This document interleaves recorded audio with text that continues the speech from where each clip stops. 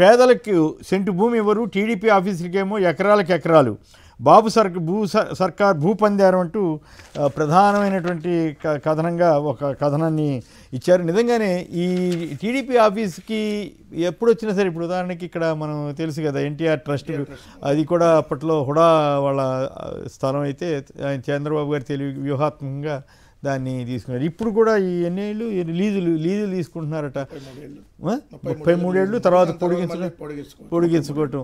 ఎందుకు వీళ్ళు private board నిధులు ఉంటాయి కదా, ఏ రాజకీయ పార్టీ అయినా మీరైనా ఇంకోళ్ళైనా సొంతంగా కొనుక్కునే శక్తి ఉన్నప్పుడు కూడా ఎందుకు ఇట్లా ప్రభుత్వ భూములు తీసుకుంటారు? పేదలకేమో ఇళ్ల స్థలాలు లేవంటారు, టీడీపీ పార్టీ ఆఫీసులకి ఎందుకు ఇట్లా ఇస్తున్నారు? ఇంకోటి ఏంటంటే ఇక్కడ కొమ్మినేని గారు ప్రధానంగా ఇప్పుడు తెలుగుదేశం పార్టీ వాళ్ళ అధికారంలో ఉన్నప్పుడు అంతకుముందు 2014-19 కూడా చూసుకుంటే ఇదే విధంగా కాస్ట్లీ ల్యాండ్ని అంటే వాళ్ళు ఇప్పుడు సరే రాజకీయ పార్టీలకి భూములు కేటాయింపు అనేది జరుగుతూ ఉంది, అనివార్యంగా ఏ రాష్ట్రంలో అయినా కూడా జరుగుతూనే ఉంది, దానికి కాదనేటటువంటి విషయం కాదు, ఇది ఎవరున్నా కూడా కేటాయించుకుంటారు. కానీ విలువైనటువంటి భూముల్ని ఇప్పుడు మీకు చూస్తే మచిలీపట్నంలో 50 కోట్ల విలువైనటువంటి భూమిని కేవలం 1000 రూపాయలు లీజుకి, సంవత్సరానికి 1000 రూపాయలు. సో అలానే మీరు చూస్తే తిరుపతిలో 60 కోట్ల రూపాయలు విలువైనటువంటి భూమిని, అంటే ఒక ప్రైమ్ ఏరియాలో నిజంగా ప్రభుత్వ భూమిని వేరే అవసరాలకు కానీ వాడితే కమర్షియల్ యూసేజ్కి ప్రభుత్వానికి ఆదాయం వస్తుంది కదా. రాజకీయ పార్టీకి 1000 రూపాయలకి ఇవ్వటం అంటే 1000 రూపాయలకి ఇవ్వడం వల్ల ప్రభుత్వానికి ఏం ఆదాయం వస్తుంది? సంవత్సరానికి 1000 రూపాయలే. సో అదే దాన్ని కమర్షియల్ పర్పస్కి, అదే ప్రభుత్వం ఏదైనా బిల్డింగ్ కట్టో లేదంటే ప్రభుత్వం ప్రైవేట్ పార్ట్నర్షిప్తో మీనండగా కట్టి ప్రభుత్వం యూసేజ్కి వాడితే ప్రభుత్వానికి ఆదాయం వచ్చేటటువంటి అవకాశం ఉంటుంది. సో దాని కాకుండా చంద్రబాబు నాయుడు గారు మీరు చూడప్పుడు మంగళగిరిలో రోడ్డు అమ్మటి మీకు వెళ్తున్నప్పుడు ఉంది, అది 3.5 ఎకరాలు, అది కూడా అంతకుముందు చాలా అనేక వివాదాలు కూడా దాని మీద వచ్చినాయి. సో వీళ్ళకి అలవాటు ఉన్నప్పుడు వీళ్ళకి ఏంటంటే అంత పెద్ద పెద్ద ఆఫీసులు కట్టుకోవడానికి తెలుగుదేశం డబ్బులు ఉన్నాయి, మెడికల్ కాలేజీలు కట్టడానికి ప్రభుత్వం దగ్గర డబ్బులు లేవు. ఇప్పుడు తెలుగుదేశం వాళ్ళకేమో ఫుల్ డబ్బులు ఉన్నాయి కట్టడానికి, చంద్రబాబు నాయుడు గారు ఎందుకంటే కాస్ట్లీ ముఖ్యమంత్రి కదా, ఈ దేశంలోనే అత్యంత ధనిక సీఎం చంద్రబాబు నాయుడు గారు. సో మరి ఆ ధనిక సీఎం కాబట్టి మరి వాళ్ళ ఆఫీసులు కూడా అలానే రిచ్గా ఉండాలి కదా. సో రిచ్గా కట్టుకొని కాదంట్లా మళ్ళీ పక్కన మీద విమర్శలు చేస్తారు. ఏది ఇప్పుడు తెలుగుదేశం ఆఫీసులో ఏదో చిన్న బస్ స్టాండ్ ఎదురుగా ఉన్న చిన్న హోటల్ లాగా ఉన్నట్టుగా చెబుతారు. అదే వైఎస్ఆర్ కాంగ్రెస్ పార్టీ వాళ్ళు ఒక చిన్న ఆఫీస్ ఏదైనా కడితే అమ్మ ఈ ప్యాలెస్ లాగా కట్టారని మళ్ళీ వీళ్ళు విమర్శ చేస్తారు. ఇప్పుడు జనసేన వాళ్ళని కూడా పెట్టుకోమన్నారంట కదా, జనసేన వాళ్ళు కందులు దుర్గేష్ అడిగాడు, సో అడిగితే ఇస్తామని చెప్పారంట. సో ఏంటంటే అని మళ్ళీ మేము ఇన్ని సంవత్సరాలు అధికారంలో ఉన్నా కూడా ఇంకా ఆఫీసులు పూర్తి చేసుకోలేదు అంటే ఇప్పుడు జిల్లాలు పెరిగినాయి కదా. సో తెలుగుదేశానికి అన్ని చోట్ల ఉన్నాయి. సో ఇప్పుడు జిల్లాలు పెరిగినప్పుడు ఏంటంటే మళ్ళీ ఆ కొత్త జిల్లాలో ఏర్పాటు చేసుకోవాలి కదా జిల్లా కార్యాలయాలు, దానికి సంబంధించి ఇప్పుడు మచిలీపట్నం, అందుకనే దానికి సంబంధించి ఇప్పుడు తిరుపతిలో ఇంకోటి ఆఫీస్ అంట. సో ఈ ఏడాదిన్నరలో పేదవాళ్ళకి ఇళ్ల స్థలాలు ఏమైనా ఇచ్చారా ఏపీ గవర్నమెంట్? సార్ ఒక్క స్థలం మీరు ఇచ్చినట్టు చూపించమనండి. ఇంకా ఇప్పుడు కొన్ని చోట్ల నాకు నిన్న వేరే వాళ్ళు ఫోన్ చేసి చెప్తున్నారు, జగన్మోహన్ రెడ్డి గారు అప్పుడు ఏదైతే సెంటున్నర స్థలం ఇచ్చారు కదా, ఏదైతే టౌన్లోనేమో సెంటు, టౌన్లు బయట అంటే గ్రామీణ ప్రాంతాల్లో సెంటున్నర స్థలం ఇచ్చారు కదా, అవి మీరు వెనక్కి ఇచ్చేసేయండి, మేము 3 సెంట్లు స్థలం ఇస్తామని చెప్పి మళ్ళీ అధికారులను కొంతమంది తెలుగుదేశం నాయకులు వెళ్ళి చెబుతున్నారంట. అప్పుడేంటి ఈ ఉన్నదే పోయింది, రేపొద్దున వాళ్ళు ఇచ్చేది ఉండదు. ఇప్పుడు ఆల్రెడీ ఏలూరు జిల్లాలో జరుగుతూ ఉంది చాలా చోట్ల, ఎందుకంటే నాకు కొంతమంది ఫోన్లు చేసుకొని చెప్తా ఉన్నారు. సో ఇది ప్రస్తావించండి, ఇట్లా ఆల్రెడీ వచ్చి లబ్ధిదారులు ఆల్రెడీ వాళ్ళు ఇప్పుడు కొంతమంది ఇళ్ల స్థలాలు తీసుకున్నారు, కొంతమంది కట్టుకున్నారు, కొంతమంది కట్టలేదు.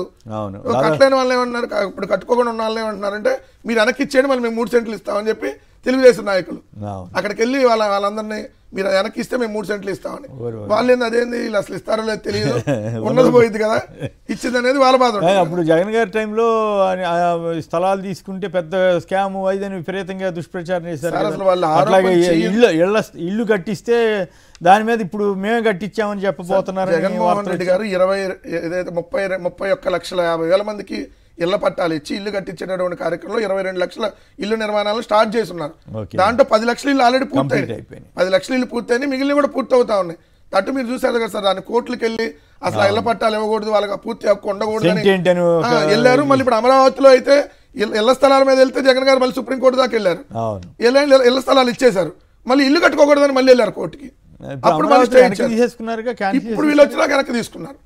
మేము ఉన్నప్పుడు ఇల్లు కట్టేటటువంటి కార్యక్రమాన్ని కూడా ఫుల్ స్టాప్ చేయించారు కోర్టుకి వెళ్ళి, చేయించి ఇప్పుడు ఆ ఇళ్ల స్థలాలను కూడా మళ్ళీ వెనక్కి తీసుకున్నారు. 50,000 మంది 50,000 కుటుంబాలకు సంబంధించినటువంటిది. సో ఇప్పుడు వీళ్ళు ఏంటంటే వీళ్ళు ఆఫీసులు కట్టుకోండి, పేదలకు కూడా అలానే కట్టించండి, పేదలకేమో ఉండొద్దు అంటారు, వీళ్ళ ఆఫీసులు ఏమో బ్రహ్మాండం కట్టుకుంటారు, మళ్ళీ పక్కనాడు మీద విమర్శలు చేస్తారు. ఎన్ని రకాలు ఉంటాయి వీళ్ళ దగ్గర. రైట్. తిలక్ గారు చెప్పండి, టీడీపీకి సంబంధించి నిన్న క్యాబినెట్లో అదొక కీలకమైనటువంటి అంశంగా ఉన్నట్లుంది. ఈ పార్టీ ఆఫీసులకి మళ్ళీ స్థలాలంటే మొత్తం విస్తారంగా అన్ని జిల్లాల్లోనూ ఏర్పాట్లు చేసుకున్నట్లు మెల్లమెల్లగా అక్కడి నుంచి నియోజకవర్గ కేంద్రం ఇట్లా వెళ్తారేమో బహుశా. నమస్కారం కేఎస్ఆర్ గారు. నమస్కారం సార్. ఇప్పుడు పార్టీ ఆఫీసులకి స్థలం కేటాయించడం అనేది జీవోలో మాత్రం చాలా చక్కగా ఉంటుంది. అన్ని పార్టీలకి అలాట్మెంట్ ఉన్నట్టుగా, ఇది అధికార పార్టీకి ఎక్కువ అన్నట్టుగా ఉంటుంది దాంట్లో. అయితే అలాట్మెంట్స్ వచ్చేటికి ఈ విషయంలో వైఎస్ఆర్ కాంగ్రెస్ పార్టీ వాళ్ళని చూసి జారిపడాలి. వాళ్ళు అన్ని జిల్లాల్లో కేటాయించుకోలేరు, సెంట్రల్ ఆఫీస్కి సరిగా చేసుకోలేకపోయారు. తెలుగుదేశం వాళ్ళు మాత్రం నిర్మోహమాటంగా డొంక రోడ్లలో కూడా ఆక్రమించి ప్రధాన కార్యాలయం కడతారు. వేరే ఎవడన్నా గుడిసి వేసుకుంటే మాత్రం ఆక్రమణ తొలగిస్తున్నామంటారు. మరి ఆ తెలుగుదేశం ప్రధాన కార్యాలయం ఆక్రమణ ఎందుకు తొలగించరు? కృష్ణానది మధ్యలో చంద్రబాబు నాయుడు ఇల్లు కడితే ఆక్రమణ ఎందుకు తొలగించరు? మళ్ళీ ఇవన్నీ ఏంటంటే వాళ్ళకి అధికారం చేతిలో ఉంది, ఎవరు ఏమన్నా అనుకోనివ్వండి, మేము సిగ్గుపడం, ఏం వెనకడుగు వేయం, మా స్థలాలు మేము కోట్ల రూపాయల స్థలాలు మేము కేటాయించుకుంటాం అనే ధోరణిలో వెళుతున్నారు. ఇదే కాదు, ఇప్పుడు ఇది బహిరంగంగా కనపడుతుంది వాళ్ళ పార్టీకి కేటాయించినట్టు. మరి ఈ పరిశ్రమల పేరుతో బినామీలుగా లేదా మారు పేర్లతో ఏదో పరిశ్రమ పెడుతున్నట్టుగా ఊరు పేరు లేని వాళ్ళు, స్థాహత లేని వాళ్ళు, స్తోమత లేని వాళ్ళు పరిశ్రమ పెడతామని ముందుకు వస్తే వాళ్ళకి ఎకరాలు కేటాయిస్తున్నారు. దాని వెనకాల కుంభకోణం ఏమిటి? నిన్న మొన్న వార్త వచ్చింది, ఇండీ చిప్ అనే కంపెనీకి 10 లక్షలకే 150 ఎకరాలు ఇచ్చేస్తున్నారని చెప్పి. ఆల్రెడీ ఉర్సా మీద వచ్చింది వార్తలు. అట్లాగే టాటా వాళ్ళకి, వీళ్ళందరికీ ఇన్ఫోసిస్ కాగ్నిజెంట్కో దేనికో ఇంకోటి ఏఎన్ఎస్ఆర్ గ్లోబల్ అని వాళ్ళకి 10 ఎకరాలు ఇచ్చారు బెంగళూరు. వాళ్ళకి 99 పైసలకి. 99 పైసలకి ఏందో మరి అర్థమే కాకుండా ఉంది. చెప్పండి. ఇప్పుడు కొంతమందికి ఏమో రూపాయికి ఇస్తారు. అసలు లూలు వాళ్ళు హైదరాబాద్ లో ల్యాండ్ కొంటే విజయవాడలో ఎందుకు ఫ్రీగా ఇవ్వాలి? అవును. అంటే అందువలన ఈ ల్యాండ్ అలాట్స్ అన్నింటి మీద విచారణ దర్యాప్తు జరిగితే తప్ప అందులో లోగుట్టేంటో బయటికి రాదు. ఆ దర్యాప్తు ఎవరు చేయాలి? కేంద్ర ప్రభుత్వం చేయాలి. కేంద్రంలో మళ్ళీ వీళ్ళు భాగస్వామ్యం ఉన్నారు కాబట్టి అది చేయరు. ఇది ఎవరికి? ప్రజలకి దిక్కేవారు? కోర్టుల్లో వేస్తేనేమో నీ అర్హత ఏంటి, అసలు కోర్టులో పిటిషన్ చేయడానికి అంటారు. ఇది ఎక్కడ తేలుతుంది? ప్రజలు ఎక్కడికి వెళ్ళి చెప్పుకోవాలి? ప్రజల ఆస్తులు ఇలా దోచుకు తింటుంటే ఎవరితో మాట్లాడాలి, ఎక్కడ మాట్లాడాలి? ప్రజలు మాట్లాడితే ఎవరన్నా రాజకీయ పార్టీల వాళ్ళు, సామాజిక వాళ్ళు మాట్లాడితే వాళ్ళ మీద కేసులు పెడతారు. అంటే ఇది అరాజకమా, రాచరికమా, నియంత పాలన ఏమిటి ధోరణి? అసలండి పోలీస్ వ్యవస్థ ఎంత దారుణంగా ఉంది. సాక్షాత్తు కోర్టే ఏమంది, హైకోర్టు 14 సార్లు కామెంట్ చేయడం కాకుండా పోలీస్ శాఖ మూసేయండి అన్నారు. అలాంటి పరిస్థితికి ఆ వ్యవస్థని, పోలీస్ వ్యవస్థను తీసుకెళ్లి మీరు వ్యవస్థలన్నీ కలుషితం చేస్తున్నారు, వైసీపీ వాళ్ళు నాశనం చేశారని మళ్ళీ లోకేష్ గారు నిన్న ఉపన్యాసం చెబుతున్నారు. అక్కడికి వెళ్ళి బీహార్ వెళ్ళి అందువల్ల అలాట్మెంట్స్, ల్యాండ్ అలాట్మెంట్స్ అన్నిటి మీద కూడా దర్యాప్తు జరిగితే తప్ప వాస్తవాలు ఏంటో బయటికి రావు. బయటికి రాదనేది నా అభిప్రాయం. రైట్. పవర్పై ప్రైవేట్ పెత్తనం, విద్యుత్ సంస్థలు అజమాయిషీ చేస్తున్న ఓ సంస్థ. ఒక ఆయన ఎవరు గవర్నమెంట్ ఆర్గనైజేషన్స్లోకి వెళ్ళి ఆ మీటింగుల్లో కూడా పార్టిసిపేట్ చేసి ఎట్లా ఇది మీరు విన్నారా? ఈ డిస్కమ్లో ప్రైవేట్ పెత్తనం అంట ఏంది గొడవ? అదే ఎవరు సాయి కిరణ్ ఎలమంచిలి అని టెండర్ పత్రం ప్రైవేట్ సంస్థ రూపొందినట్టుగా నిరూపిస్తున్న ఈ ప్రొక్యూర్మెంట్ పోర్టల్ అని చెప్పి ఇక్కడ చూస్తే శ్రీకిరణ్ ఎలమంచిలి అనేటటువంటి ఒక ప్రైవేట్ వ్యక్తి ఇది డైరెక్ట్గా అధికారిక సమావేశంలో ప్రైవేట్ వ్యక్తి వెళ్ళి కూర్చుంటున్నాడు. మొత్తం 50 లక్షల కాంట్రాక్ట్ నుంచి 100 కోట్ల వరకు కాంట్రాక్ట్ల వరకు ఏదైనా కూడా ఆయన చెప్పిన వాళ్ళకి ఇవ్వాలి, పెత్తనం మొత్తం ఇదంట. సో ఇదొక్కటి విషయమే కాదు, గవర్నమెంట్ అట్లా గవర్నమెంట్ ఇంత. మొన్న ఆంధ్రజ్యోతిలో ఒక కథనం వేశారు, ఏదైతే పిఎం గర్ అని చెప్పి, సూర్య గర్ అని చెప్పి ఈ సోలార్కి సంబంధించిన దాంట్లో అది కేంద్ర ప్రభుత్వానికి సంబంధించినటువంటి ప్రాజెక్ట్. ఆంధ్రప్రదేశ్ రాష్ట్రంలో కాదు, ఏ రాష్ట్రంలో అయినా దానికి ఆథరైజ్డ్ ఎవరు చూస్తారంటే ముఖ్యమంత్రి చూస్తారు. ముఖ్యమంత్రి చూసేటటువంటి దానికి సంబంధించి 8,000 కోట్ల కాంట్రాక్ట్. అది 8,000 కోట్ల కాంట్రాక్ట్ని టెండర్ లేకుండా ఇచ్చేశారు.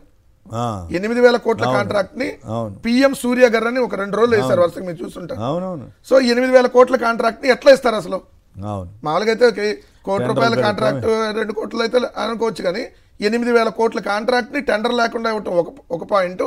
రెండోది, అతను డైరెక్ట్గా దానికి సంబంధించినటువంటి ఆ ప్రైవేట్ సంస్థ ప్రతినిధి వెళ్ళి ఏదైతే డైరెక్ట్గా అధికారుల్ని అధికారులతో ఆయన సమావేశం నిర్వహిస్తాడు, ఇది ప్రైవేట్ వ్యక్తి.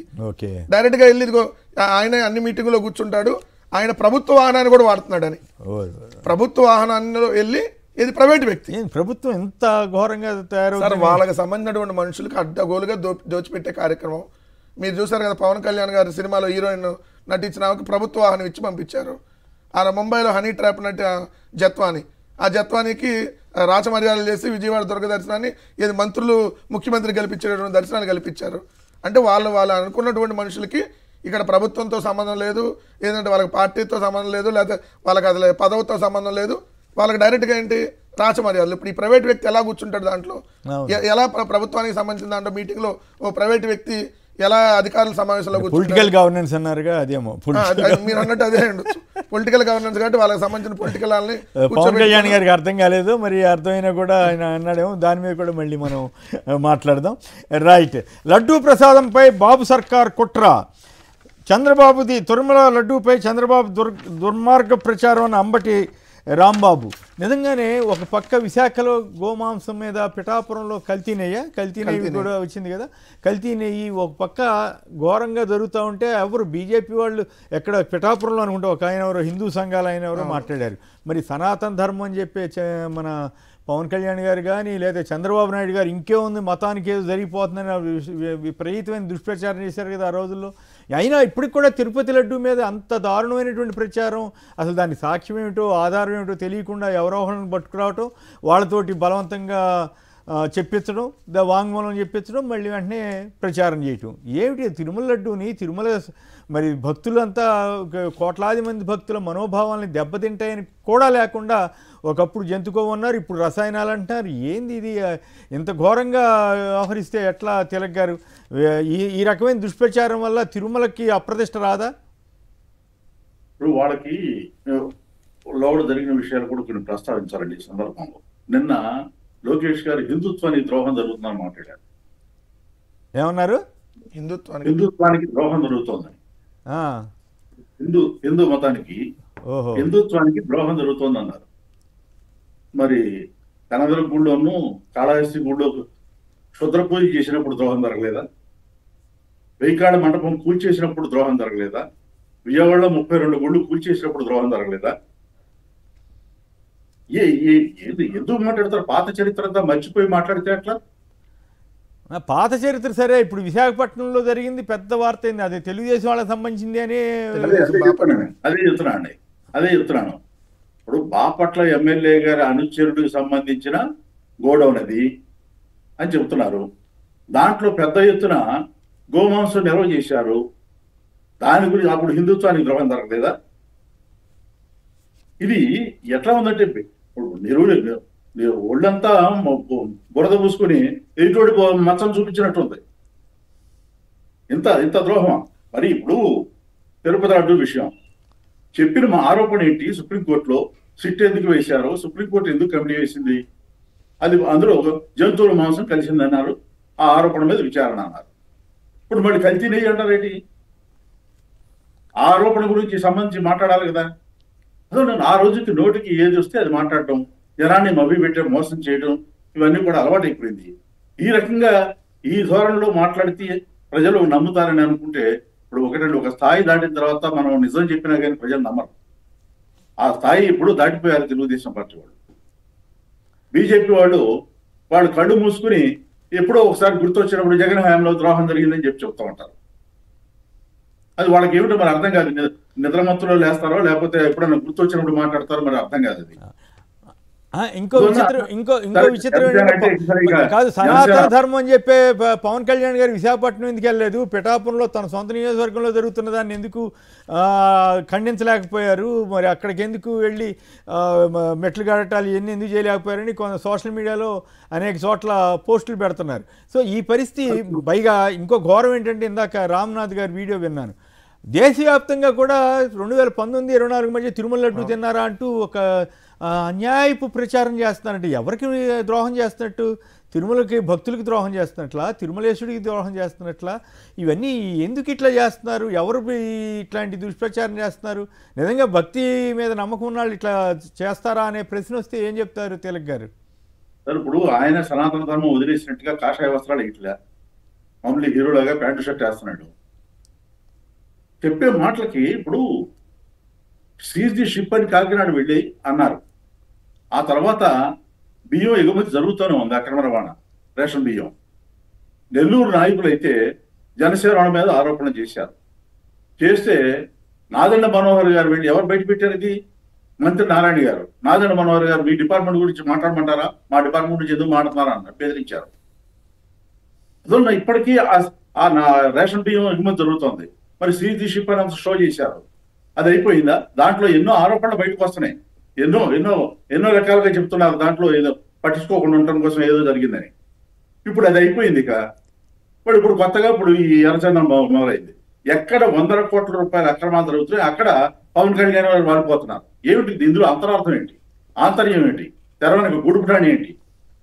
ఇవన్నీ బయటికి రావాలి. ఊరికి వెళ్ళి షో చేసి హీరోలాగా నిలబడి ఆరోపణలు చేస్తే సరికాదు. 2 ఏళ్ళు అయింది మీ గవర్నమెంట్ వచ్చి. వైసీపీ గవర్నమెంట్ లో దొంగలు అన్ని ఎర్రచందనం అంతా అక్రమ రవాణా జరిగిందని చెప్పడం ఏంటి? ఈ 2 ఏళ్ళు ఎంత జరిగింది?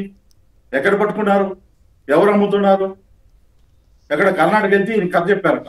ఓకే, ఈయన ఎక్కడికి వెళ్ళినా కథలు బాగా చెప్తున్నారు. మరి ఆంధ్రప్రదేశ్లో జరిగే కథలు మాత్రం ఈ వెండో రైట్ కాదు. ఈ సెంటిమెంట్ వ్యవహారం మీద సెంటిమెంట్ని దెబ్బతీస్తున్నట్లా కాదా?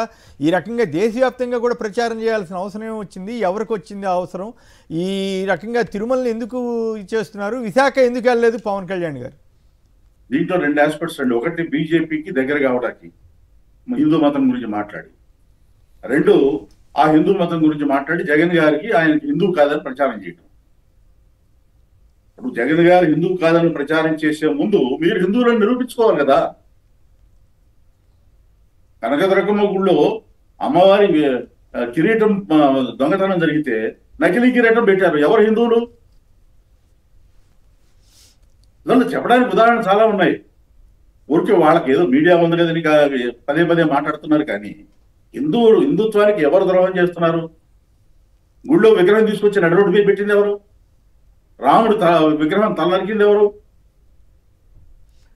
ఇవన్నీ చర్చ అయితే జరిగితే బాగా ముఖాముఖి చర్చ జరిగితే చాలా విషయాలు బయటకు వస్తాయి. వాళ్ళు దానికి సిద్ధపడరు. వాళ్ళకి అనుకూలమైన మీడియా దగ్గర మాట్లాడి ఆ ప్రచారానికి ప్రాచుర్యం కల్పించుకుంటారు. రైట్. బోలే బాబా అన్నవాడిని సుబ్బారెడ్డి గారే బ్యాన్ చేయించారండి, బ్లాక్ లిస్ట్లో పెట్టించారండి. అయినా కూడా ఇప్పుడు ఆయనకి లింక్ పెట్టి గందరగోళంగా ప్రచారం 5 ఏళ్ళు జరిగిపోయిందని. అసలు మొన్న అంత జంతుకోవు అన్నారు, ఇప్పుడు రసాయనాలు అంటున్నారు. ఏంది అసలు ఇంత అన్యాయంగా ప్రచారం చేయొచ్చు అసలు ఒక బాధ్యత కలిగిన ప్రభుత్వ నేతలు?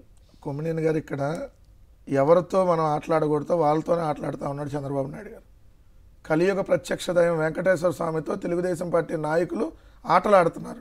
సో దానికి పర్యావసనం లాంగ్ రన్లో ఖచ్చితంగా అనుభవించక తప్పదు. Point number 1. రెండోది, వీళ్ళు చేసినటువంటి ఆరోపణ ఏంటి? తిరుమల లడ్డులో జంతువుల కొవ్వు కలిసింది, పంది కొవ్వు కలిసినటువంటి ఇది కలిసి దాంతో లడ్డు తయారు చేశారని చెప్పి దుష్ప్రచారం చేశారు ముఖ్యమంత్రి చంద్రబాబు నాయుడు గారు. ఉప ముఖ్యమంత్రి పవన్ కళ్యాణ్ గారు అయితే 4 అడుగులు ముందుకెళ్ళి మెట్లు కడిగి మరి ఆయన ఏమన్నాడు? అయోధ్యకి 1,00,000 లడ్లు తయారు చేసి పంపించారని చెప్పాడు. నిన్నగా మొన్న ఆదివారం మీకు ఈనాడు పత్రికలో చూడండి, అయోధ్య లడ్డులకు నాణ్యమైన నెయ్యి అంటే అయోధ్య లడ్డులకి ఈయనేమన్నాడు? జంతువుల కొవ్వు పంది కొవ్వుతో తయారు చేసినటువంటి 1,00,000 లడ్లు తయారు చేసి పంపించారని చెప్పి ఉప ముఖ్యమంత్రి ఆరోపణలు చేస్తే, ఇక్కడ అసలు అయోధ్యలో నాణ్యమైనటువంటి నెయ్యితోనే సార్ ఇప్పుడు క్లియర్గా ఏంటి? అయోధ్య లడ్డులకి నాణ్యమైన నెయ్యి వాడారని. అలానే ఇక్కడ కూడా లడ్లు కూడా నాణ్యమైన నెయ్యి వాడు. ముందు వీళ్ళు ఆరోపణ చేసిన జంతువుల కొవ్వు, ఇప్పుడేమంటున్నారు? జంతువుల కొవ్వు పంది కొవ్వు కాదు, కల్తీ నెయ్యి అంటున్నారు. ముందు కల్తీ నెయ్యి అన్నారు, డాల్డా అన్నారు, ఇప్పుడు మళ్ళీ రసాయనాల దగ్గరికి వెళ్ళారు. అది మరి ఇదే ఈవో శ్యామలరావు ఏం చెప్పాడు? ఈ జంతువుల కొవ్వు ఎక్కడ కలవలేదని చెప్పి ఆయన ఆల్రెడీ అట్లాంటి స్టాండర్డ్ లేనంటే వెనక్కి పంపి జంతువుల కొవ్వు కలవలేదు, రిపోర్ట్ మేము తీసుకున్నాము, నాణ్యత లేనటువంటిది ఏమన్నా అట్లా వస్తే మేము వెనక్కి తిరిగి పంపించేసాం, ఎక్కడ వాడలేదు అన్నాడు. అంటే వాడలేదనేది అర్థం. ఇప్పుడు ఇక్కడ నిన్నట్టు ఒక రిమాండ్ రిపోర్ట్ అని చెప్పి, ఒక వ్యక్తిది రిమాండ్ రిపోర్ట్ అని చెప్పి ఆయన ఏదో చెప్పాడు 68 లక్షల కేజీలని. ఒక ఆర్గనైజ్డ్ గా నేను చూస్తున్నాను నిన్న, ఒక ఆర్గనైజ్డ్ గా తెలుగుదేశం పార్టీ వాళ్ళు ఎవరైతే ఈ సోషల్ మీడియాలో ఎక్స్లో కానీ ఈ ఇన్స్టాగ్రామ్లో ఎవరైతే కొంత ఎక్కువ రీచ్ ఉన్నటువంటి వాళ్ళు ఉంటారో వాళ్ళందరికీ ఒకటే కంటెంట్ పంపించేశారు. వాళ్ళు కూడా ఎడిట్ చేయకుండా కాపీ పేస్ట్ 2019-24 మధ్య జరిగిపోయింది. దేశవ్యాప్తంగా అన్ని హ్యాండిల్స్ లో పెట్టి ఒక ఆర్గనైజ్డ్ గా 2019-24 మధ్య జరిగిపోయింది. సో అది మీరు తినేశారు అని ఒక దుష్ప్రచారం. సో ఎంత దారుణం ఇది! దేవుడిని ఇది కదా హిందూ మతాన్ని అన్యాయం చేయటం అంటే, ద్రోహం చేయటం అంటే. సార్ హిందూ మతాన్ని అవమానించడమే కాదు సార్, హిందూ మతాన్ని ఘోరంగా దెబ్బతీయటం కూడా. వెంకటేశ్వర స్వామి ప్రతిష్టను దెబ్బతీయటం, జంతువుల కొవ్వుతో వెంకటేశ్వర స్వామికి మనం ప్రసాదం పెడితే తింటారా సార్? ఆ రోజే మనకేదో అవదు చేసిన వాళ్ళకి. ఇప్పుడు చేసిన వాళ్ళకి అయిపోయింది కదా ఏదో ఒకటి. సో రెండో అంశం ఏంటి, అసలు సుప్రీంకోర్టుకి వెళ్ళింది ఎవరు? సుబ్బారెడ్డి గారే కదా. సుబ్బారెడ్డి గారు, సుబ్రహ్మణ్య స్వామి అందరే కదా సుప్రీంకోర్టుకి వెళ్ళి దీని మీద నిదాలు నిగ్గుదేయాలని చెప్పి అడిగిందే మేమైతే. మరి చంద్రబాబు నాయుడు గారు అడగలేదు కదా దానికి సంబంధించి. అవును, కొనుగోలు కమిటీలో ఇప్పుడు వైసీపీ టీడీపీలో ఉన్న వాళ్ళు ఉన్నారంట కదా. టీడీపీలో ఉన్నటువంటి ప్రస్తుత మంత్రిగా ఉన్నటువంటి పార్సారథి దాంట్లో మెంబరు, అదే విధంగా ఇన్ఫోసిస్ సుధానారాయణమూర్తి గారు మెంబరు కొనుగోలు కమిటీ. ఇప్పుడు వేమిరెడ్డి ప్రశాంత్ గారు మెంబరు. మరి ఇప్పుడు వాళ్ళ కొనుగోలు కమిటీలో తెలియకుండానే నెయ్యిని వాళ్ళు కొనుగోలు చేస్తారా? మరి వాళ్ళ పాత్ర అనుమానాస్పదం కదా. మరి మొన్న రాశారు కదా సుబ్బారెడ్డి గారు. 3 రకాల చెకింగ్లు ఉంటాయి. 3 రకాల చెకింగుల్లో ఆ చెకింగ్లు అన్ని అయిపోయిన తర్వాత దాంట్లో నిజంగా ఏమన్నా చిన్న ఇది ఉందన్నా కూడా వెనక్కి పంపించేస్తారు. జగన్మోహన్ రెడ్డి గారి ప్రభుత్వంలో 18 నిమిషాలు వెనక్కి పంపించారు. కల్తీ నెయ్యి వచ్చిందని తెలియగానే 14 సార్లు అంత చంద్రబాబు నాయుడు గారి ప్రభుత్వంలో వెనక్కి పంపించారు. జగన్మోహన్ రెడ్డి గారి ప్రభుత్వంలో 18 నిమిషాలు వెనక్కి పంపించేశారు. అవి వాడరు. సో ఎక్కడన్నా వీళ్ళు కల్తీ చేయాలనుకున్నా దాన్ని వాడరు, ఎందుకంటే అంత రకాలుగా టెస్టులు చేసిన తర్వాత మాత్రమే పైనే ఉంటుంది ల్యాబ్. మరి ఎట్లా ఇప్పుడు ఆయన ఎవరు ఎట్లా చెప్పాడు 68 లక్షల ఏదో బాటా లెక్కన చెప్పట్లా. ఇప్పుడు ఆ సిట్లో రాష్ట్ర ప్రభుత్వానికి సంబంధించినటువంటి అధికారులు కూడా ఉన్నారు. సిబిఐ ఏర్పాటు చేసింది అది. సో ఆ సిట్లో రాష్ట్ర ప్రభుత్వానికి సంబంధించిన అధికారులు కూడా ఉన్నారు. వీళ్ళేంది స్టేట్మెంట్ వీళ్ళే రాసుకోవటం ఇప్పుడు మామూలు కేసులో చూస్తున్నాం కదా. సో అది న్యాయమూర్తి ముందు చెప్పేదే వారు చెల్లిది తప్ప వీళ్ళు తీసుకునేటటువంటి చెల్లదు. రెండో అంశం వచ్చేటప్పటికి అసలు నిజంగా మన విశాఖపట్నంలో 1,89,000 కేజీల గోమాంసం, 1,89,000 కేజీలు, 1,89,000 కేజీలు గోమాంసాన్ని పట్టుకుంటే మరి ఏమయ్యారు? చంద్రబాబు నాయుడు గారు ఎందుకు నోరు మెదపట్ల? పవన్ కళ్యాణ్ గారు ఎందుకు నోరు మెదపల? ఆయన పిఠాపురంలో జంతువుల ఎముకలతో తయారు చేసే నెయ్యి, అవన్నీ దేవుళ్ళకి మనం వాడతాం కదా, ఆ దేవుళ్ళకి మనం మనం ఆ ప్రమిదలో వేసి మనం నైవేద్యానికి వాడేటటువంటి దానికి ఉపయోగిస్తున్నారంట. సో మరి 44 డబ్బాలు పట్టుకున్నారు అక్కడ పిఠాపురంలో. సాక్షాత్తు పిఠాపురంలో జంతువుల ఎముకలతో తయారు చేసినాయి. మరి ఎందుకు నోరు మెదపల? నీ సొంత నియోజకవర్గంలో కదా, మరి నీకు తెలియకుండా జరిగిద్దని మేము కూడా అనొచ్చుగా. మరి ఎమ్మెల్యేకి తెలియకుండా ఇట్లా కల్తీనే జరిగిద్దా? ఎందుకంటే పవన్ కళ్యాణ్ గారు మరి అన్నింటిలో తలదూరుస్తున్నాడు కదా. మరి ఇవన్నీ తెలియకుండా ఎందుకుంటాయి? మరి తిరుమలలో మొన్న 3 నెలల్లో 100 గోవులు చనిపోయినాయి. మరి ఎక్కడ ఎందుకు మాట్లాడాల? మొన్నటికి మన తిరుమలలో అధికారులు మాంసం నిన్నగా మొన్న దొరికారు దారిలో. సో మరి ఇవన్నీ జరుగుతుంటే ఇప్పుడు కదా అపవిత్రం జరుగుతున్నట్టుగా ఎక్కడికక్కడ గుళ్ళలో తొక్కిసలాట్లు కానీ ఎక్కడ నోరు మెదపరు, ఎక్కడ జరగందాన్ని జరిగినట్టుగా తీసుకొని వచ్చి రాద్ధాంతం చేసి మంత్రిగా ఉన్నారు పార్థసారథి గారు. ఆయన కొనుగోలు కమిటీలో మెంబర్ అన్నారు. మరి ఇప్పుడు ఆయన మీద ఏమి చర్య తీసుకోరా? ఆయనకేం సంబంధం లేనట్లా సార్? ఎంటైర్ టీటీడీ బోర్డు అందరూ ఉంటుంది కదా. అదే చైర్మన్ ఒక్కడే తీసుకునే నిర్ణయం కాదు కదా, బోర్డు అందరూ తీసుకునే నిర్ణయం. ఇప్పుడు సపోజ్ ఒక కంపెనీకి ఏదన్నా దానికి అలాట్ చేయాలి, కొనుగోలు కమిటీ అన్నప్పుడు ఆ 3-4 ఉంటారు అనుకోండి. కొనుగోలు కమిటీ ఉంటుంది. రెండోది ప్రతిదీ బోర్డు నిర్ణయం కదా సార్. అవును, మరి సుబ్బారెడ్డి గారు చెబుతున్నారు, పార్థసారథి గారి పేరు ఎందుకు చెప్పట్లేదు సార్? ఇప్పుడు వాళ్ళకి ఇంకా అంతా అయిపోయింది. వీళ్ళు ప్రతిరోజు చేసేటటువంటి ఆరోపణలన్నీ బూమరాంగ్ అవుతున్నాయి.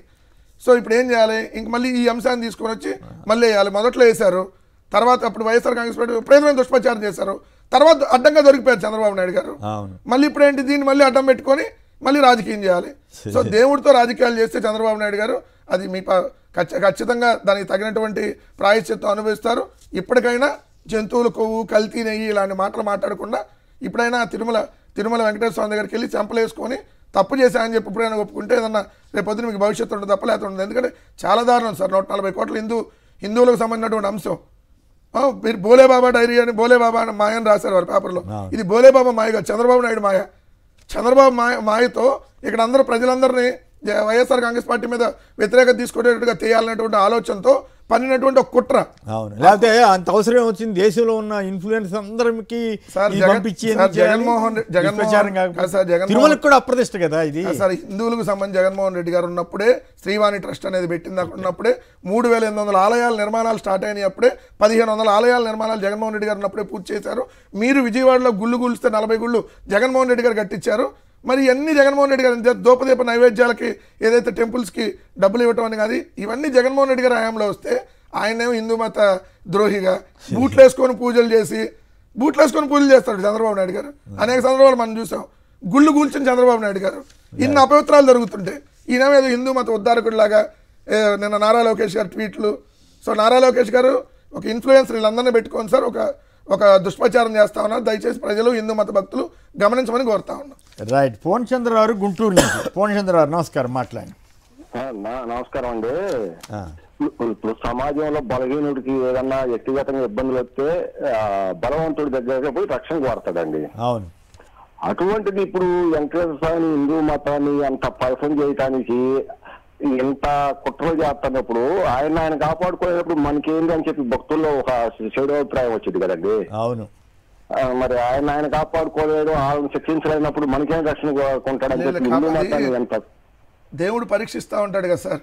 ఇంకా ఈ పాపాత్ములు ఇంకెన్ని పాపాలు చేస్తారని కూడా పరిశీలిస్తూ ఉంటాడు సార్. తగిన శిక్ష ఖచ్చితంగా వేస్తారు చంద్రబాబు నాయుడు గారికో ఈ కూటమి నాయకులకో.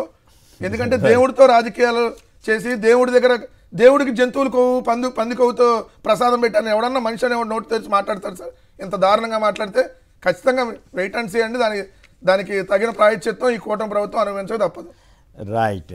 మైనార్టీలపై బాబు సర్కారు ఉదాసీనత, ప్రభుత్వ పెద్దల ఆశీస్సులతో హోదా లేని వ్యక్తుల నియామకం అంటూ ఒక కథనాన్ని ఇచ్చారు.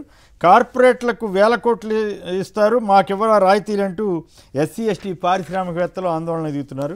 మరోవైపు 1,00,000 కోట్ల పెట్టుబడులు వస్తున్నాయంటే మరి రేపేమో సదస్సు ఉంది, ఈలోగానే మరి 1,00,000 కోట్ల పెట్టుబడి ఎలా వస్తుందో. మోందా తుఫాన్ నష్టం 6,384 కోట్లు, తక్షణ స్థాయి 900 కోట్లు ఇవ్వండి అని కేంద్రాన్ని రాష్ట్ర ప్రభుత్వం కోరింది. ఇక ఏడాది పాటు వందే మాతరం ఉత్సవాలు నిర్వహిస్తారట, 4 దశల్లో నిర్వహిస్తారట. ఇక రాజంపేటలో కోవట్ల రాజ్యం అంటే ఇదేదో చూస్తే నాకేదో డౌట్ వస్తూ ఉంది. రైల్వే కోడ్లో సుధా మాధవి ఆవిడికి వ్యతిరేకంగా వీళ్ళేదో టీడీపీ నాయకుడిని బోధాన వేసుకుని రాశారా అని నాకు డౌట్ వస్తూ ఉంది. మరి మీకు ఎట్లా అనిపించిందో లేదో తెలియదు. వాళ్ళు చేతకాంతనాన్ని వాళ్ళే పేపర్లో రాసుకుంటాను దానికి అర్థం. పెద్దిరెడ్డి గారు మనుషులు 45 ఏళ్ల రాజకీయ అనుభవం అని చెప్తాడు చంద్రబాబు నాయుడు గారు, 4 సార్లు ముఖ్యమంత్రి. ఈ 2 పేపర్లకి మేము ఏది చెప్తే అదే శాసనం అని రాసుకునే వాళ్ళు రాజంపేటలో కోవట్ల రాజ్యం అంట. మొన్నేమన్నారు, మొలకల చెరువులో మద్యం దొరకంగానే జయచంద్రారెడ్డి వైఎస్ఆర్సీపీ కోవట్ అన్నారు కదా.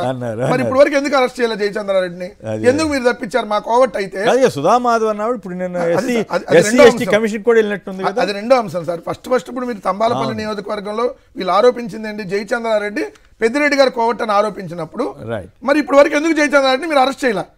ఆయన ఆఫ్రికా నుంచి బెంగళూరు వచ్చాడని మీరే చెప్పారు, బెంగళూరులో ఉన్నాడని చెప్పారు. అసలు జయచంద్రారెడ్డి పేరే ఇప్పుడు తీస్తారు అంటే ఇప్పుడు జయచంద్రారెడ్డి ఎవరు కోవట్టు? రెండోది నిన్న సుధా మాధవి 7 కోట్ల రూపాయలు ఇచ్చాను వేమన సతీష్కి అని చెప్పి క్లియర్గా చెప్తుంది. ఒక వీడియో కూడా మనకు బయటకు వచ్చింది. సో ఆమె క్లియర్ టికెట్ ఇప్పిస్తారని చెప్పి. సో మరి ఇప్పుడు వేమన సతీష్ ఇప్పుడు వరకు ఆయన ఖండించలా సార్. ఇప్పుడు వాళ్ళ కేసు పెట్టాలి కదా. మరి ఇట్లా 7 కోట్ల కేసు పెట్టారండి, రివర్స్ లో ఇప్పుడు వెళ్తే మనం ఏదైనా అన్యాయం జరిగిన వెళ్తే మన మీద కేసు పెట్టారు. టీడీపీ కార్యకర్త అయినప్పుడు కూడా కేసు పెట్టేసి టీడీపీ కార్యకర్త అయిన పెడితే సార్ ఇక్కడ ఏం లేదు, వాళ్ళు ఒక వర్గాన్ని పెంచి పోషిస్తున్నారు లోకేష్ వర్గంగా. వాళ్ళు చెప్పి నాకు డౌట్ వచ్చింది, ఇదేంటి వీళ్ళు నిన్న రైలు కోడ్లో ఇట్లా జరిగింది కదా, వెంటనే ఆయన్ని సతీష్ని రక్షించడం కోసం వీళ్ళు ఒక బుధాన వేసుకున్నారేమో. ఎంత బాగా తెలుగుదేశానికి కావాల్సినటువంటి వ్యక్తి కదా. మనతోటి మాట్లాడడానికి రామ్నాథ్ గారు చెప్పండి. ఈ రకంగా మీరు చేసినటువంటి వీడియో కూడా విన్నాను, చాలా ఆసక్తికరంగా ఉంది. నిజంగా హిందూ మతానికి అపచారం చేసినట్లా లేకపోతే వీళ్ళు మేలు చేసినట్లా, ఈ రకమైన దుష్ప్రచారమా లేకపోతే వాస్తవ ప్రచారమా? మీ అభిప్రాయం ఏంటి? కొమ్మినేని గారు, ఇప్పుడు బాగా గమనిస్తే గత కొద్ది రోజులుగా తెలుగుదేశం పార్టీ కేవలం 2 3 అంశాల్లో మాత్రమే వైఎస్ఆర్సీపీని టార్గెట్ చేసే ప్రయత్నం చేస్తుంది. అందులో ఒకటి తిరుమల వ్యవహారాలకు సంబంధించి, 2 వైఎస్ వివేకానంద రెడ్డి కేసు. ఒక వారం అది, ఒక వారం ఇది. అంటే ఇప్పుడు ఏమైపోయింది తెలుగుదేశం పార్టీ పరిస్థితి అంటే జగన్మోహన్ రెడ్డి పరిపాలనను విమర్శించే పరిస్థితి లేకుండా పోయింది. ఎందుకంటే ఈ 18 నెలల కాలంలో జగన్మోహన్ రెడ్డి పరిపాలన, చంద్రబాబు నాయుడు గారి పరిపాలన చూసిన తర్వాత ప్రజలకు అర్థమైపోయింది అడ్మినిస్ట్రేషన్ లో చంద్రబాబు నాయుడు గారు పూర్తిగా విఫలమైపోయారు. సరే, అప్పుల అంశంలో అప్పులు చెప్తే పేటరీ అయిపోతుంది. అప్పుల విషయంలో ఆంధ్రప్రదేశ్ అన్నది అక్కడ కూడా లేదు. కాబట్టి ఇప్పుడు కేవలం మతం ఆధారంగా చెప్పాలంటే డైరెక్ట్ గా వెంకటేశ్వర స్వామి ఎన్నికలలో నిలబడి రాజకీయం చేయడానికి తెలుగుదేశం పార్టీ తెగిస్తుందేమో అనిపిస్తుంది. ఎందుకంటే తెలుగుదేశం పార్టీ అసలు ట్విట్టర్లోకి వెళ్తే రోజు కనీసం 2-3 తిరుమల లడ్డూకి సంబంధించిన అంశాలే ఉంటున్నాయి.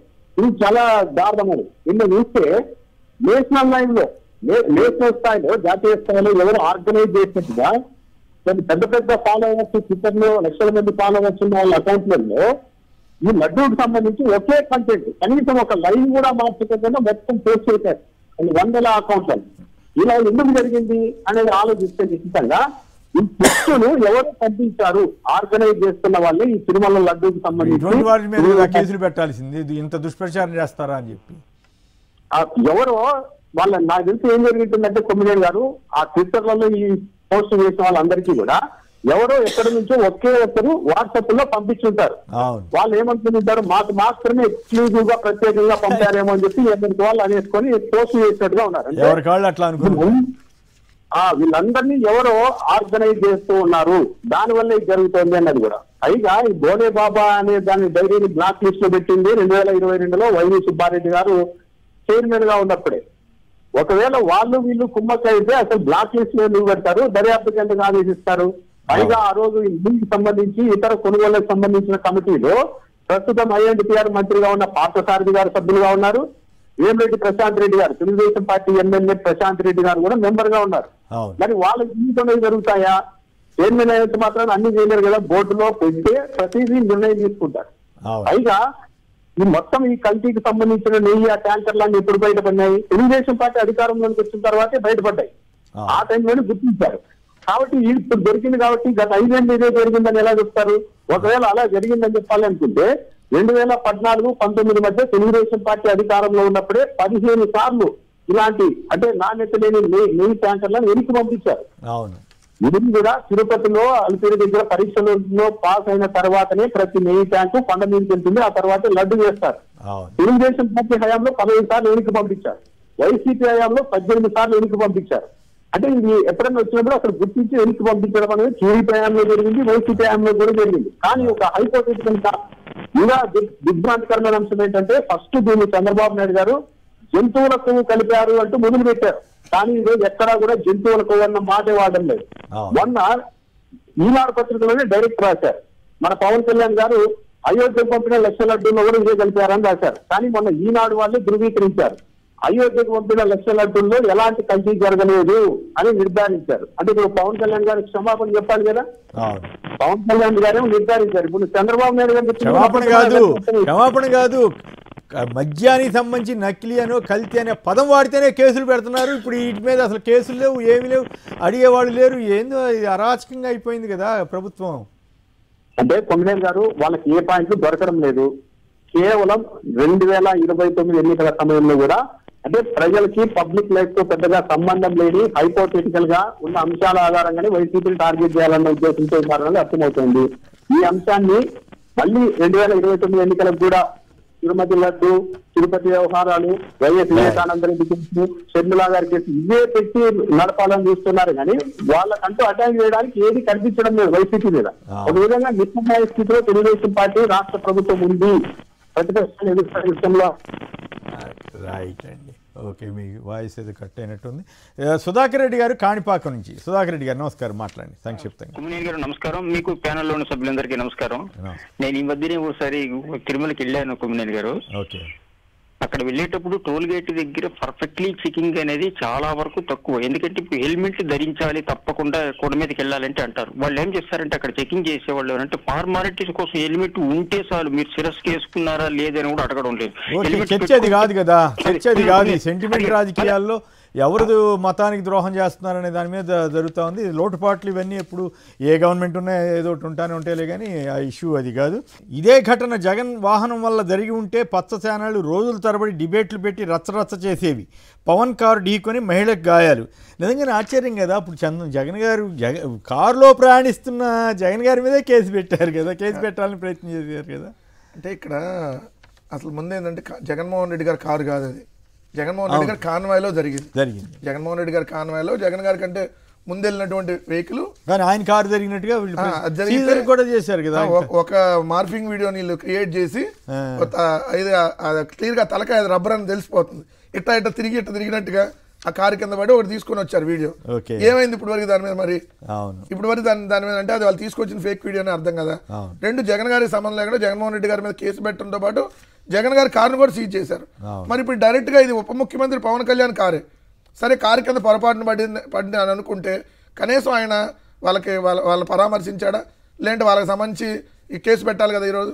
అవును, ఇప్పుడు వాళ్ళు వెళ్తే వాళ్ళ మీద పెడతారేమో, మీరు అనవసరం కారుకి అడ్డం వచ్చారండి, దయచేసి వెళ్ళొద్దా.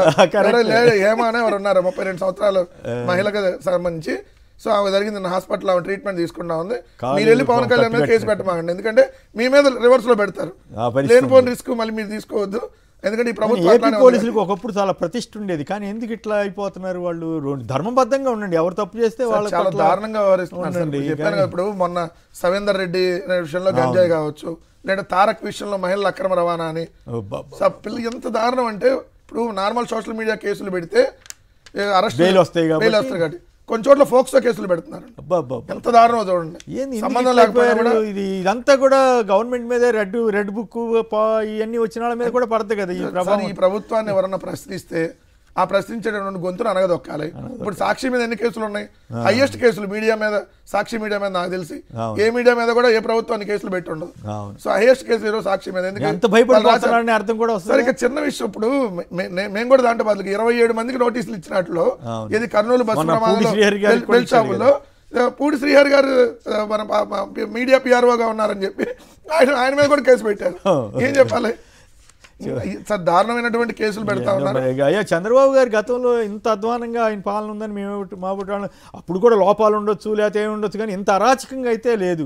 మరి ఇదంతా దీని ప్రభావం అంతా మరి నేను సీఎం అవుతాడు అనుకుంటున్నాను, లోకేష్ మీద పడదు, దానికి అర్థం కావట్లేదు. అధికారంలోకి వచ్చిన మొదటి రోజు నుంచే వీళ్ళు స్టార్ట్ చేస్తున్నారు అరాచకాలు. అంటే చాలా మంది ఏమంటున్నారంటే చంద్రబాబుతో ఏం లేదండి, ఇప్పుడు అంతా లోకేష్ గారిదే నడుస్తుందండి.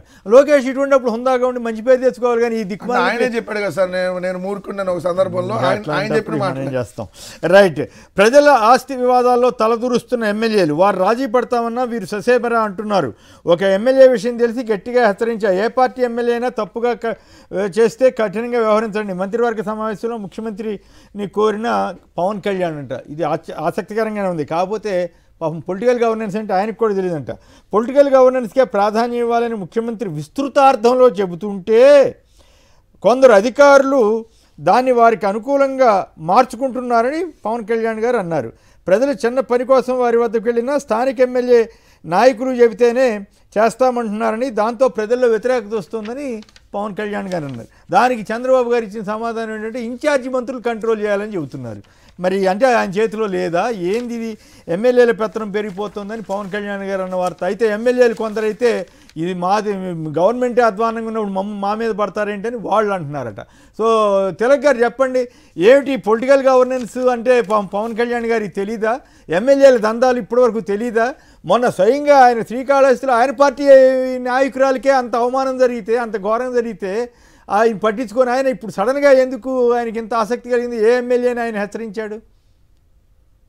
జరుగుతున్నది పొలిటికల్ గవర్నెన్స్ కాదు, జనరల్ అడ్మినిస్ట్రేషన్ కాదండి, క్రిమినల్ అడ్మినిస్ట్రేషన్, క్రిమినల్ గవర్నెన్స్ ఇది. రైతులు తుఫాను చెన్నాడైంది, ₹1 ఇచ్చారండి ఎవరన్నా? ఏం చేస్తున్నారు వీళ్ళు అసలు? ఎవరికి చేస్తున్నారు? తెల్లారు లేస్తే క్యాబినెట్ మీటింగ్ అంటే ల్యాండ్ అలాట్మెంట్స్, ఎవరైనా మాట్లాడితే కేసులు. దీన్ని పొలిటికల్ గవర్నెన్స్ అంటారా? పైగా ఇప్పుడు ఎమ్మెల్యేలు ఏమంటారు?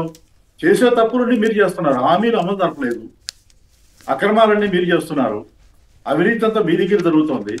ఎమ్మెల్యేలు అంటారంటేనే ఎమ్మెల్యేలు అంటారు.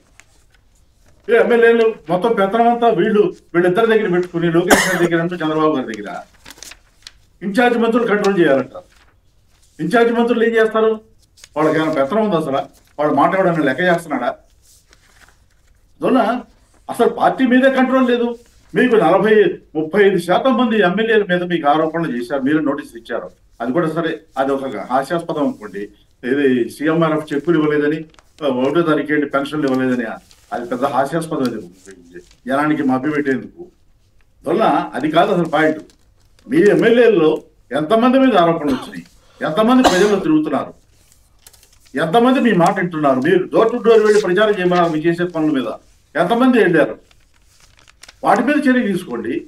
మీ ఎమ్మెల్యేల మీద మీకు కంట్రోల్, చంద్రబాబు గారికి కంట్రోల్ లేదు. ఎవరి మీద? నేను ఒక మాట స్ట్రైట్ గా చెప్తున్నానండి.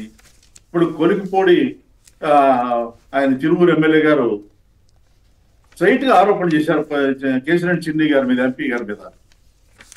మీరు ఎంపీ గారు ఆవిడ క్రికెట్ లో ఆవిడ గెలిచి వస్తే ఆవిడ పక్కన లోకేష్ గారి దగ్గరికి, సీఎం గారి దగ్గరికి తీసుకెళ్ళింది ఎవరు? చిన్ని గారు. అంటే మీరు ఒకరికి సపోర్ట్ చేస్తారని క్లియర్గా అర్థమైపోతుంది కదా. తిరువూరు ఎమ్మెల్యే మీకు అలా కాదు తప్పుడు ఆరోపణలు చేశారంటే అరెస్ట్ చేయండి, చేస్తున్నారు కదా ఇప్పుడు వైసీపీ వాళ్ళందరినీ. తిరువూరు ఎమ్మెల్యేని అరెస్ట్ చేయండి. ఆయన మీద మహిళల ఆరోపణలు చేసినా అరెస్ట్ చేయరు, అవినీతి ఆరోపణలు చేసినా అరెస్ట్ చేయరు, ఇళ్ళు కూల్ చేసినా అరెస్ట్ చేయరు. అంటే మీ ఎమ్మెల్యేలు ఏం చేసినా పర్వాలేదు. పైగా ఇటువంటి పనికి మాలిన ఆరోపణలు, చెక్కులు ఇవ్వలేదని చెప్పేసి నోటీసులు ఇస్తున్నాం, ఏదో పెద్ద పెత్తనం చేస్తున్నట్టు, బెదిరిస్తున్నట్టు. గవర్నెన్స్ అంటే ఇదేనా? మీ పార్టీ మీద మీకు కంట్రోల్ లేదు, మీ గవర్నమెంట్లో ఏం కంట్రోల్ ఉంటుంది? పైగా మధ్య మధ్యలో కలెక్టర్లో మీరు సరిగ్గా చేయట్లేదు, మీరు చెప్పినా కానీ మీదే తప్పు, మాది కాదు బాధ్యత మీదే అని చెప్పేసి వాళ్ళ మీద నెప్పనెట్టేయటం. దాన్ని ఇది జరుగుతున్నది పొలిటికల్ గవర్నెన్స్ కాదండి, క్రిమినల్ గవర్నెన్స్. చాలా సీరియస్ కామెంట్ చేశారు, జాగ్రత్త. చాలా సీరియస్ కామెంట్ చేశారు, జాగ్రత్త. ఇట్లా అంటారా, దుష్ప్రచారం చేస్తారా, మీ మీద కూడా కేసు పెడతారేమో. వారు అన్నిటికీ సిద్ధపడి ఉన్నాను కొమ్మినేని గారు. నేను మొట్టమొదటిసారి చెబుతున్నా మీకు, ఉన్న విషయాన్ని చెప్పలేనప్పుడు జర్నలిస్ట్గా ఎందుకండి?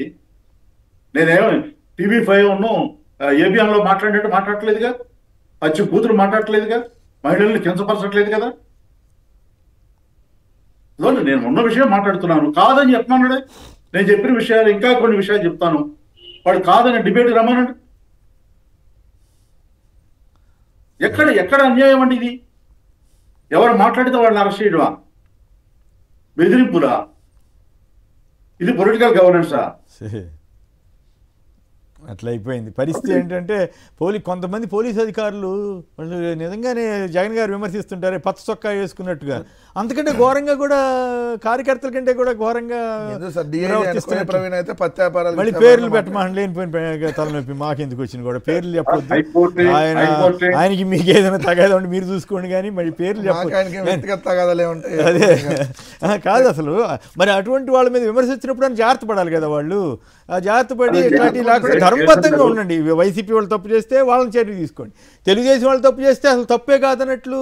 ఇప్పుడు ఆ సుధా మాధవి అన్నప్పుడు చెప్తా ఉంది, ఎందుకు కేసు ఆవిడ మీద కేసు పెట్టడం ఏంటి? పోలీసులకి ఏమి సంబంధం అసలు? అది ఆ ఇష్యూ పోని, పార్టీ పరంగా అయితే పోనీ. పవన్ కళ్యాణ్ కారు కింద పెట్టిందని ఒక్కని పెట్టింది అనుకోండి, ఉల్టా ఆమె మీద పెడతారు రివర్స్ లో కేసు. ఆ పరిస్థితి ఎందుకు చేసుకోవాలి? పోలీస్ అధికారులు పద్ధతిగా ఉండటానికి ప్రయత్నం చేయాలి కదా. తిలక్ గారు చెప్పిన ఒక మాట, హైకోర్టే పోలీస్ శాఖ మీద 13-14 సార్లు కామెంట్ చేసి పోలీస్ శాఖను మూసేయండి అన్నారు. హైకోర్టు మీకు కేసు పెడతారా? ఈ వ్యవస్థలు ఎంత నాశనం అయినాయి, ఎంత భ్రష్టు పట్టి అనేది నిదర్శనం కాదా? హైకోర్టు కామెంట్ నిదర్శనం కాదా? అదే నిన్న మిత్రుడు వైఎన్ఆర్ వ్యాఖ్యానించాడు, కాగు వాళ్ళు అప్పులన్నీ బయట పెట్టేశారు, ప్రభుత్వం ఎంత అధ్వానంగా ఉందో పనిచేసింది రిపోర్ట్ ఇచ్చారు, సో ఇప్పుడు కాగు మీద కూడా కేసు పెడుతుందేమో ఏపీ ప్రభుత్వం అని వ్యంగ్య వ్యాఖ్యానం చేశారు. ఆ పరిస్థితి తెచ్చుకుంటున్నారు చంద్రబాబు గారు. మరి ఎందుకు తెలంగాణ గవర్నమెంట్ బెదిరించరా? నీకు ఏసీపీ ఉంది, నాకు ఏసీపీ ఉంది, నీకు పోలీసు ఉంది, నాకు పోలీసు అని. తెలంగాణ ఇప్పుడు ఓటుకు నోటికేసారు. రైట్, ఓకే, చెప్పండి. పొలిటికల్ గవర్నెన్స్ అంటే పవన్ కళ్యాణ్ గారి క్రిమినల్ గవర్నెన్స్ అనేది నేను కూడా ఏకీభవిస్తున్నాను. 22 మంది క్రిమినల్స్ క్యాబినెట్ మంత్రులుగా ఉన్నారు. First time in Indian history ఒక రాష్ట్ర ప్రభుత్వంలో 22 మంది మంత్రుల మీద క్రిమినల్ ఏడీఆర్ రిపోర్ట్ ప్రకారం. ఎందుకంటే అఫీషియల్ వాళ్ళు ఎలక్షన్ అఫిడవిటే కదా, దాన్ని ఎవరు మార్చడానికి లేదు కాబట్టి ఏడీఆర్ అదే నివేదిక. అంటే అవన్నీ తప్పుడు కేసులని ఇప్పుడు వాళ్ళు అంటున్నారు. వాళ్ళన్నీ ఇప్పుడు ఎట్లుంటాయంటే సార్ వాళ్ళు అన్ని తప్పుడు కేసులేనా? సరే వాళ్ళ ఇష్టం వాళ్ళు అనుకోండి, కానీ క్రిమినల్ కేసులు అయితే ఉన్నాయి కదా. సో 22 మంది క్రిమినల్స్ క్యాబినెట్లుగా ఉన్నారు కాబట్టి నిజంగా ఇది క్రిమినల్ గవర్నెన్స్ నడుస్తుంది. క్రిమినల్ ఆలోచనలుగా అక్కడ ఎందుకు కొమ్మినేని గారు చెప్పండి. ఇప్పుడు ఎవరన్నా ప్రభుత్వ మెడికల్ కాలేజ్ ప్రైవేట్ పరం చేస్తారా? ఇది నార్మల్గా ప్రభుత్వం నడిపేవాడేమన్నా చేస్తారా? ఇట్లాంటి రెండు నేనంటలా. సతీష్ చాగంట్ అని ఈ తెలుగుదేశం పార్టీ సంబంధించిన social media activist, one of the main యాక్టివిస్టులు ఈయన కూడా ఒక ఆయన ఉంటారు. ఈయన ఇప్పుడు క్లియర్గా చెబుతున్నారు, నాకు ప్రస్తుత టీడీపీ ప్రభుత్వ నడక నిర్ణయాలు హిమాలయన్ కరప్షన్ నచ్చట్లేదు. హిమాలయన్ కరప్షన్ హిమాలయన్ బ్లండర్ అంటారు. అట్లాగే అవినీతి అంత కరప్షన్ నచ్చట్లేదు. అందుకని నేను బాబు గారు అంటే నాకు అభిమానం ఉంది, కానీ ప్రస్తుతానికి నేను 13 ఏళ్ళుగా నాకు చేతనం చేశాను, నేను టీడీపీ ఉండను అని చెప్పి ఆయన ఇచ్చింది. హిమాలయన్ కరప్షన్ అంటావా అని కేసు పెట్టాలి. ఆయన పెట్టలేదు, ఎందుకంటే వాళ్ళ మీద పెట్టరు కాబట్టి. సుధామాధవి మీదకి 7 కోట్ల ఆరోపణ చేసి సుధామాధవి సొంత నేను పార్టీ చేశాను దేవుడు ముర్రు అంటే కూడా పెట్టారంట కదా. ఇది ఇప్పుడు పవన్ కళ్యాణ్ అయితే ఒక విషయం చెబుతాను సార్, తెలియదు అసలు పొలిటికల్ గవర్నెన్స్ అంటే. సార్ ఇదేం లేదు, నేను తిట్టినట్టుగా నటిస్తా, మీరు ఏడ్చినట్టుగా నటించండి. ఒక రోజు పవన్ కళ్యాణ్ చేత అనిపిస్తారు, ఇంకో రోజు ఇంకోళ్ళ చేత అనిపిస్తారు, ఓ రోజు చంద్రబాబు నాయుడు సీరియస్ అయినట్టుగా, 48 మంది మీద నోటీసులు మొన్న ఇస్తున్నాం అన్నారు. దేనికి? పెన్షన్ మంచి డ్యూటీ ఎమ్మెల్యేదా సార్? ఎమ్మెల్యే వెళ్ళి 1వ తారీఖు వెళ్ళి ప్రోగ్రామ్ అంటే 1000 రూపాయలు పెంచితే ఫ్లాగ్షిప్ ప్రోగ్రామ్ అయిపోతే గతంలో ఇప్పుడు చంద్రబాబు నాయుడు గారు పని లేకుండా 1వ తారీఖు వెళ్ళి ₹1 కోటి ఖర్చు పెట్టి ఓ 4000 రూపాయలు ఒకరికి వెళ్ళి పెన్షన్ ఇస్తున్నాడు కాబట్టి ఎమ్మెల్యేలు కూడా అట్టాను మీరు కూడా డబ్బులు ఖర్చు పెట్టుకొని ప్రభుత్వ ధనాన్ని వెళ్ళాలని అంటే అది కింద ఆల్రెడీ అధికారులు చేసేటటువంటి పని చేస్తున్నారు. దానికి మీరు 1వ తారీఖు వెళ్తలేదు కాబట్టి నోటీసులు ఇస్తారంట. రెండోది ఏంది? సీఎంఆర్ఎఫ్ చెక్కులు పంపిణీ. ఈ ఎమ్మెల్యే కార్యాలయం చెక్కులు వస్తున్నాయండి. వచ్చినప్పుడు ఎవరో ఒకళ్ళు మండల పార్టీ ప్రెసిడెంట్ ఎవడో పిలిచి వాళ్ళకి ఇచ్చి మీరు ఇచ్చేయండి అంటే అయిపోయింది కదా, దానికి ఎమ్మెల్యే ఏం చేయట్లేదని అసలు విషయాన్ని పక్కన సైడ్ చేస్తున్నారు. ఇసుక, మట్టి, బుసక, అదేవిధంగా అక్రమ మద్యం, ఏదైతే బెల్ట్ షాపులు, చికెన్ షాపుల దగ్గర డబ్బులు వసూలు చేయటాలు, కిరాణా కొట్ల దగ్గర ఏదైనా పని కావాలంటే లంచం, ప్రైవేట్ సెటిల్మెంట్లు, ఇప్పుడు వీటన్నింటినీ వదిలేసి పక్కదారిని పెట్టి ఎమ్మెల్యేలు లైంగిక వేధింపులు ఇవన్నీ పక్కన పడేశారు. చూడండి, ఇప్పుడు చంద్రబాబు నాయుడు గారు మందలించాల్సింది ఎవరిని? అనంతపురం ఎమ్మెల్యే. ఏమయ్యా నువ్వు జూనియర్ ఎన్టీఆర్ గారి తల్లిని ఎలా తిడతావని చెప్పి మందలించాడా? అదైతే బుడ్డ రాజశేఖర రెడ్డి శ్రీశైలం ఎమ్మెల్యే. మరి అటవీ శాఖే కదా పవన్ కళ్యాణ్ గారిది. మరి అటవీ శాఖ అధికారులని ఆయన చిత్రహింసలకు గురి చేస్తే ఈ రోజుకి నోరు ఎందుకు మెదపలేదండి? మొన్న వెళ్ళి అక్కడ డ్రామాలు ఆడటం కాదు కదా. అసలు ఇందుకు సార్ పవన్ కళ్యాణ్ వెళ్ళాడు, సీజ్ ద షిప్. సంవత్సరం అయింది సార్ కొమ్మినేని గారు, సంవత్సరం అయింది ఇప్పటికి. సీజ్ ద షిప్ అన్నాడు, షిప్ పోయింది, బియ్యం పోయినాయి, పవన్ కళ్యాణ్ హైదరాబాద్ వచ్చాడు. మరి ఇప్పుడు ఆ బియ్యం ఎవరి? అది పిఠాపురం నుంచి వచ్చిందా, లేదంటే మంగళగిరి నుంచి వచ్చిందా, లేదా ఏ నియోజకవర్గం నుంచి వచ్చింది? ఏ అధికారి మీద మీరు యాక్షన్ తీసుకున్నారు? అంటే ఏం లేదు, ఇది షో పుటప్ కార్యక్రమం. ఈ ప్రభుత్వం పబ్లిసిటీ స్టంట్లు చేసుకుంటా కూర్చుంటున్నారు. పవన్ కళ్యాణ్ ఏదో తప్పులు నిలదీస్తున్నట్టుగా ఆయన శాఖలోనే తప్పులు జరుగుతుంటే మరి ఆయన ఏడు చర్యలు తీసుకున్నారు? వాళ్ళ శాఖ అధికారుల మీద ఇదే ఎమ్మెల్యే దాడి చేస్తే ఎక్కడ మాట్లాడాడు? అదే వాళ్ళ పార్టీ నాయకురాలని ప్రైవేట్ వీడియోలు తీస్తే ఇదే కూటమి ఎమ్మెల్యే ఒక్కరోజన్న మాట్లాడా? ఇదేం లేదు. నిన్న ఏదో క్యాబినెట్లో ఏదో తమాషా ఎమ్మెల్యే మీద ఆయనకి ఏదో కోపం వచ్చిందంటే హెచ్చరించాడంట. ఎమ్మెల్యేలకు చెప్పకుండా అధికారులు పొలిటికల్ గవర్నెన్స్ అంటే విస్తృతార్థంలో చంద్రబాబు చెప్పారని ఈయన సమర్థించడం నాకు అర్థం కాల. అదేంటి సార్ పొలిటికల్ గవర్నెన్స్ వద్దు పాడొద్దు, మనం పద్ధతైన రాజ్యాంగబద్ధమైన ప్రభుత్వాన్ని నడుపుతాం సార్ అని చెప్పవలసిన పవన్ కళ్యాణ్ గారికి మరి ఆ విషయం తెలుసో లేదో తెలియదు కానీ విస్తృతార్థంలో చెప్పాడంట చంద్రబాబు గారు. పవన్ కళ్యాణ్ గారు ఏమో దాన్ని అపార్థం చేసుకుంటున్నారు అధికారులు ఎమ్మెల్యేలు. ఈయన రాజకీయ పరిపాలన చేయమని క్లియర్గా చంద్రబాబు నాయుడు గారు ఏం చెప్పారు? వైఎస్ఆర్ కాంగ్రెస్ పార్టీ వాళ్ళు ఏదన్నా పని కోసం వస్తే డైరెక్ట్గా కానీ ఇండైరెక్ట్గా కానీ ఏమి మీరు వాళ్ళు సపోర్ట్ చేయొద్దని చెప్పాడు. అవును, ఇదే అచ్చెన్నాయుడు గారు ఏం చెప్పారు? పసుపు బిళ్ళ పట్టుకొని వస్తే ఎవరైనా ఎంఆర్ఓ ఆఫీస్కి కానీ పోలీస్ స్టేషన్ కానీ వాళ్ళకి మంచి టీలు కాఫీలు ఇచ్చి వాళ్ళకి పని చేయాలి అని చెప్పాడు. రెండోది ఇప్పుడు ఇది ఎందుకు సార్, చిన్న పవన్ కళ్యాణ్ మొన్న ఒక డిఎస్పీ మీద ఏదైతే ఆరోపణలు చేసి రాశాడు, ఏమైంది ఆ డిఎస్పీ జయసూర్యది? పవన్ కళ్యాణ్ పరువు పోయింది. పవన్ కళ్యాణ్ పరువు పోవటం కాదు సార్, కేంద్ర ప్రభుత్వం అవార్డు ఇచ్చింది. ఆ డిఎస్పీ కేంద్ర ప్రభుత్వం అవార్డు ఇచ్చింది. ఇది బ్రహ్మాండంగా పనిచేస్తున్నాడు. పోలీసులకు ప్రతిష్టాత్మక అవార్డులో భాగంగా ఆయనకు కూడా అవార్డు ఇచ్చారు. అంటే ఏంటి మరి నువ్వు అక్కడ ఇదైనట్టే కదా.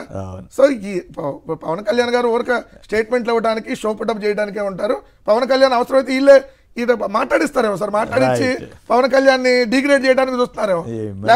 కావాలి కదా, ఆయన గట్టిగా నిలబడితే ఆయన పేరు వస్తుంది, ఆయన ప్రశ్నించే ధైర్యం ఆయన చేయలేకపోతున్నాడు. వీళ్ళేమో ఇన్ఛార్జి మంత్రులు చేస్తారని చెప్పడం నాకు అర్థం కాదు. చంద్రబాబు ఎస్ నేను ఐ విల్ కంట్రోల్ ఇట్, మీరు కూడా గట్టిగా చేయండి అని చెప్తే అది వేరే విషయం. ఇన్ఛార్జి మంత్రులతో బాధ్యత ఈయనతో వచ్చారు. మరి పొలిటికల్ ఎమ్మెల్యేలు డైరెక్ట్ అడుగుతారు. ఫైనల్ గా చెప్పండి, ఈ సుస్థిరాభివృద్ధి కోసం సింగపూర్తో ఒప్పందం అంట. మరి అదేందో అర్థం కాలేదు నాకు. రేపు 1,00,000 కోట్ల పెట్టుబడులు ఏమో వచ్చేసినాయని చెప్తారు, 10 లక్షల కోట్లు వచ్చేసినాయని చెప్తారు, మళ్ళీ రేపు ఇంకో 10 లక్షలు వచ్చినాయి అని చెప్తారు. మళ్ళీ సుస్థిరాభివృద్ధి కోసం సింగపూర్తో ఒప్పందం అంట. సార్ అసలు వీళ్ళు చెప్పేదాని ప్రకారం అయితే రోజుకి 1,00,000 కోట్లు పెట్టుబడి లెక్క ప్రకారం. ఏ రోజు మీరు పేపర్ చూడండి, క్యాబినెట్ మీటింగ్ అవ్వటం 1,00,000 కోట్లు పెట్టుబడి, 1,00,000 ఉద్యోగాలు ప్రతి క్యాబినెట్ లో. అదేం చూస్తే 99 పైసలకి ఎవరికైనా భూములు ఇచ్చే కార్యక్రమం. లేదంటే మీరు అన్నట్టుగా 10 కోట్లు 20 కోట్లు విలువైన భూముల్ని 10 లక్షలకు ఎంతకో ఇచ్చేసి వాళ్ళకి సంబంధించినటువంటి బినామీల నుంచి మళ్ళీ వీళ్ళు దోచుకునేటువంటి కార్యక్రమం. ఇది తప్ప సుస్థిరాభివృద్ధి ఆడ ఉంది. పైకి గవర్నమెంట్ సుస్థిరాభివృద్ధి వేరే దేశ గవర్నమెంట్ వచ్చి ఎందుకు చేస్తుంది? సింగపూర్ ఈ లింక్ అప్పుడు అట్లా రియల్ ఎస్టేట్ బిజినెస్కి చెప్పారు, ఇప్పుడేమో మళ్ళీ సుస్థిరాభివృద్ధి అంటున్నారు. అదేందో మరి మొత్తం అయితే పడికట్టు పదాలు చంద్రబాబు నాయుడు గారి దగ్గర సంపద సస్టైనబుల్ గ్రోత్, సంపద సృష్టించేస్తాను, పూర్ టు రిచ్, ఇట్లా కొన్ని పదాలు ఉంటాయి పడికట్టు పదాలు. ఇది కూడా అదే సుస్థిర అభివృద్ధి. నేను అసలు అభివృద్ధి చేసేసా, అసలు అభివృద్ధి అనేది ఎడన్నా కనపడితేనే కదా. రైట్. తిలక్ గారు, కారుమూరి వెంకటరెడ్డి గారు, రామ్నాథ్ గారు పలువురు మాట్లాడారు. అందరికి కూడా ధన్యవాదాలు. ఇది నేటి చర్చా కార్యక్రమం. నమస్కారం.